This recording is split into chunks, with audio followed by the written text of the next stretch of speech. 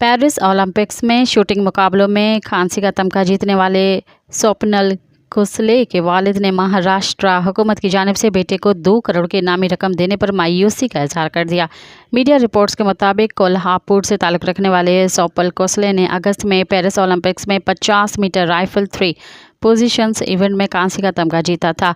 29 साल एथलीट के वालिद सुरेश कासले ने कहा कि उनके बेटे को 5 करोड़ रुपए की इनामी रकम और पुणे के बालीवाड़ी में छत्रपति शिवाजी महाराज स्पोर्ट्स कॉम्प्लेक्स के करीब एक फ्लैट देने की अपील की है।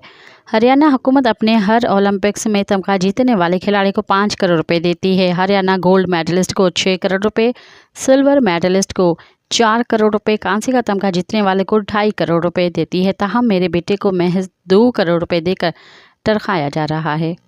मज़ीद ख़बरनि ऐं तफ़सीलात लाइ विज़िट कयो असांजी वेबसाइट www.awamiNewsHD.com ऐं ॾिसंदा रहो अवामी न्यूज़ HD।